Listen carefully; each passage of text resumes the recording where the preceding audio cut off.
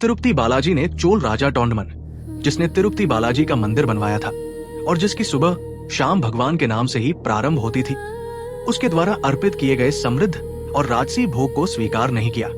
इसके स्थान पर भगवान ने एक गरीब भक्त द्वारा प्रेम से अर्पित किए गए दही चावल के सरल भोग को 56 भोगों से भी उच्च स्थान दिया और मिट्टी के बर्तनों में परोसे गए उस प्रसाद को सहर्ष स्वीकार किया। आखिर ऐसा क्यों? ये कथा तिरुमला के कुरुवा गांव के एक कुम्हार भक्त भीमाड़ू की है। वो लंगड़ा था, ठीक से चल भी नहीं पाता था।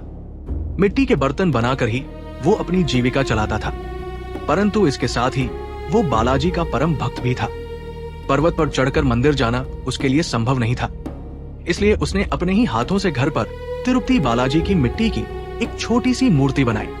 हर दिन वो अपने हाथों से बनाए मिट्टी के बर्तन में ठंडा दही और चावल का भोग लगाता और रोते हुए भगवान से कहता, भगवान, मेरी स्थिति ऐसी नहीं है कि मैं आपको 56 भोग अर्पित कर सकूं या प्रतिदिन ताजे पकवान बना सकूं। मेरी आपसे विनती है कि मेरे द्वारा प्रेम से लगाया गया ये सरल भोग स्वीकार करें। दूसरी ओर चोल राजा टोंडमन भी भगवान बालाजी के महान भक्त थे। वे प्रतिदिन बड़े गर्व से भगवान को 56 भोग और मेवों से भरा स्वर्ण थाल अर्पित करते थे।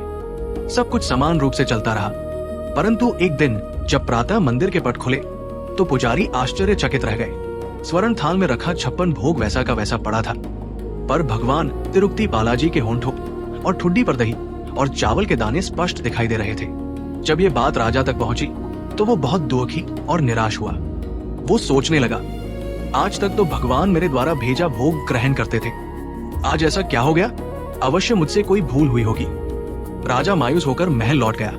रात को जब वो सोया तो भगवान तिरुपति बालाजी स्वयं उसके स्वप्न में प्रकट हुए और बोले, हे राजन, कुरुवा गांव में मेरा एक परम भक्त भीमाड़ू रहता है। उसकी भक्ति अद्भुत और वंदनीय है, उसमें दिखावा तनिक भी नहीं है। उसका सरल प्रेम पूर्ण भोग तुम्हारे दान और राजसी 56 भोग से कहीं अधिक सुगंधित और स्वादिष्ट है।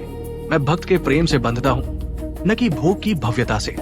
अगले ही दिन राजा टोंडमन स्वयं उस लंगड़े कुम्हार भक्त भीमाड़ू के घर पहुंचे। उन्होंने उसे प्रणाम किया और घोषणा की, आज से तिरुपति बालाजी को सबसे पहले मिट्टी की हांडी में दही और चावल का भोग लगाया जाएगा। और ये परंपरा आज तक वैसी ही चली आ रही है। कमेंट में जरूर लिखें, जय तिरुपति बालाजी।